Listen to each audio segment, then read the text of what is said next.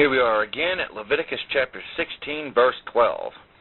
And he shall take a censer full of burning coals of fire from off the altar. Notes, this is talking about the brazen altar. Scripture, before the Lord, and his hands full of sweet incense, beaten small, and bring it within the veil. Notes, fire from the brazen altar, typifying Christ and the cross, was the only fire acceptable. Any other fire was strange fire, and obviously it brought death. Verse 13. And he shall put the incense upon the fire before the Lord, that the cloud of the incense may cover the mercy seat that is upon the testimony, that he die not. Notes, the incense was made of the particular spices of stacte, or onycha, galbanum, with pure frankincense. You can read the list in Exodus chapter 30, verse 34. Holding the censer containing the coals of fire from the brazen altar in one hand and the container with the incense in the other hand, the high priest went through the veil that separated the holy place from the Holy of Holies and advanced to the Ark of the Covenant, where he deposited the censer between these two staves. The high priest now poured the crushed spices upon the coals in the censer and stayed there until the whole place was filled with a cloud of smoke, taking special care that the mercy seat and the cherubim should be enveloped in the cloud. If that was not done properly, obviously he could have been stricken dead. The incense typified the intercession of Christ, which he has offered on behalf of all saints from the time of the cross. Verse 14. And he shall take of the blood of the bullock and sprinkle it with his finger upon the mercy seat eastward. Notice, the solemn ritual of the great day of atonement declared that entrance into the presence of God was barred to the sinner, and that the blood of bulls and goats could not rend the veil that shut men out from God. It further declared that atoning blood was the basis for entrance to God's throne. Hence, the nearer the worshiper approached to the throne, the greater was the value attached to the blood shed at the brazen altar. In fact, the entire way from the brazen altar by the brazen laver, the golden altar and the veil, and up to the throne represented by the Ark of the Covenant, was a blood-sprinkled way. Standing before the Ark of the Covenant in the midst of the cloud furnished by the incense upon the coals of fire, he would dip his finger in the blood of the slain bullock and sprinkle it upon the mercy seat. Scripture, and before the mercy seat shall he sprinkle of the blood with his finger 7 times. Notes, 7 times on the mercy seat signified that the redemption afforded by Christ would be a perfect redemption. Because guess what? That's what the number 7 actually presents, perfection and completion. Verse 15. Then shall he kill the goat of the sin offering that is for the people, and bring his blood within the veil, and do with that blood as he did with the blood of the bullock, and sprinkle it upon the mercy seat and before the mercy seat.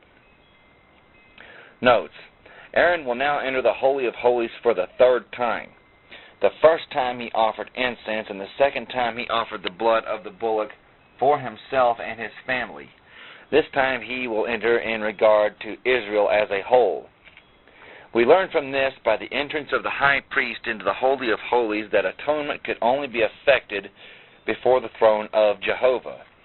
As well, only the blood of Christ, typified by these particular sacrifices, could make that atonement, and thus make the person acceptable. Verse 16. And he shall make an atonement for the holy place, because of the uncleanliness of the children of Israel, and because of their transgressions in all their sins. And so shall he do for the tabernacle of the congregation that remains among them in the midst of their uncleanness. Notice, even though these were God's chosen people, they still needed atonement. As well, only the blood of Christ, which was typified by these particular sacrifices, could make that atonement. And it ought to be obvious that any other proposed way of salvation, any other proposed means of salvation, in fact, anything instituted by man, it's going to be instantly unacceptable. Only the blood of Christ, God's very own Son, can cleanse from all sin. 1 John chapter 1, verse 7. Verse 17. And there shall be no man in the tabernacle of the congregation when he goes in to make an atonement in the holy place, until he come out and have made an atonement for himself and for his household and for all the congregation of Israel. Notes, when the high priest atoned for the holy place, no man was to be present other than himself. And now this nullifies the arguments and practices of pretentious priesthoods that make claims of direct representation as mediators between God and the people, while Christ is in the heavenly tabernacle as now, carrying on his priestly work. Christ is the only mediator between God and men. We will confirm that in 1 Timothy chapter 2, verse 4 through 6, and Hebrews chapter 9, verse 24. Basically what this is really saying is that you don't need to go to some man and explain all your problems. You don't have to go to a confessional. You just simply need to come to Christ. You can definitely see the man-made additions to the church. Very obvious right there. Are you listening, Catholic Church? I like to say. Verse 18. And he shall go out into the altar that is before the Lord. Note, the altar of incense which sat immediately in front of the veil, it sat immediately in front of the veil in the holy place. Scripture. And make an atonement for it, and shall take of the blood of the bullock and of the blood of the goat, and put it upon the horns of the altar round about. Notes, horns in the Bible signify dominion or even rulership. The idea is, by the blood being applied to these horns, which spoke of what Christ would do for us at the cross, the fact that these horns pointed in all four directions of the compass signify that we can have, and in fact, we are also meant to have total and complete dominion over all works of the flesh. We are told how to do this in the 6th chapter of Romans. And on a side note, don't think that I'm just ragging on Catholic people who are Catholics. They're human beings also. But you can see a lot of these things prevalent in most modern churches today. They've added or taken away things that are not supposed to be added or taken away from the gospel of Christ. Anything added to or subtracted from is obviously going to be unacceptable according to the situation that happened with Mr. Nadab and Abihu. They only lost their lives because they did things that weren't right. Verse 19. And he shall sprinkle of the blood upon it with his finger 7 times, and cleanse it, and hallow it from the uncleanliness of the children of Israel. Notes, as I stated 7 times, in this case it actually signifies a total dominion. In other words, what Christ did for us at the cross, if we follow God's prescribed order, no sin will have dominion over us, but only if we follow his order. Romans chapter 6, verse 14 is pretty darn famous. Verse 20. And when he has made an end of reconciling the holy place and the tabernacle of the congregation and the altar, he shall bring the live goat.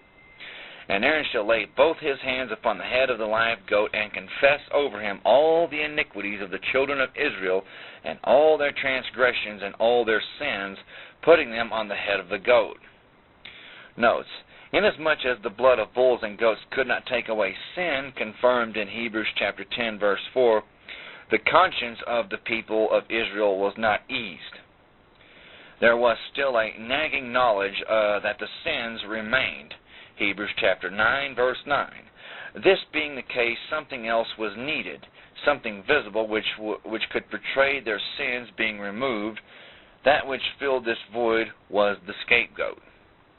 Scripture, and shall send him away by the hand of a fit man into the wilderness. Notes, this fit man was the one who had been appointed for the occasion, and we will have to pick up in Leviticus chapter 16, verse 22. Thank you very much.